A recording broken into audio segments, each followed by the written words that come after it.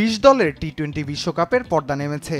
ফাইনালে দক্ষিণ আফ্রিকাকে হারিয়ে ২০০৭ সালের পর দ্বিতীয় টি-20 বিশ্বকাপ জিতেছে ভারত। এই জয়ের পর স্বাভাবিকভাবেই উচ্ছ্বাসে ভাসছেন রোহিত কোহলিরা। একই সঙ্গে মোটা অঙ্কের প্রাইজ মানিও পাচ্ছে ভারত।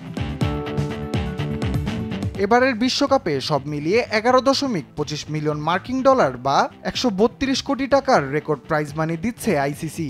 চ্যাম্পিয়ন দল হিসেবে ভারত পাচ্ছে ২.৪৫ মিলিয়ন মার্কিন ডলার, যা বাংলাদেশি মুদ্রায় ২৮ কোটি ৭৫ লাখ টাকারও বেশি।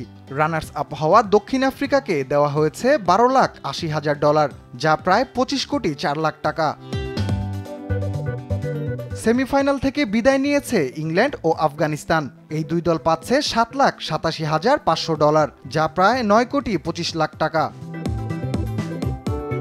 পঞ্চম থেকে অষ্টম স্থানে বিদায় নেয়া ৪টি দল পাচ্ছে ৩,৮২,৫০০ ডলার, যা বাংলাদেশি টাকায় প্রায় ৪ কোটি ৪৯ লাখ টাকা। বাংলাদেশের সঙ্গে এই অর্থ পাচ্ছেন অস্ট্রেলিয়া, যুক্তরাষ্ট্র ও ওয়েস্ট ইন্ডিজ। বিশ্বকাপের ফাইনাল ম্যাচের সেরা ক্রিকেটার হয়েছেন বিরাট কোহলি। ৬টি ৪ ও ২টি ছক্কায় ৫৯ বলে ৭৬ রান করায় এই স্বীকৃতি মিলেছে তার। টুর্নামেন্টের সেরা ক্রিকেটার হয়েছেন ভারতের পেসার জাসপ্রীত বুমরা। ৮ ম্যাচে ওভার প্রতি মাত্র ৪.১৭ গড়ে রান দিয়েছেন। ১৫টি উইকেটও রয়েছে তার নামের পাশে। বিশ্বকাপের প্রথমবারের মতো সেমিফাইনালে জায়গা করে নেয় আফগানিস্তান। ফাইনালে উঠতে না পারলেও দলটির দুজন ক্রিকেটার আছেন সেরার তালিকায়।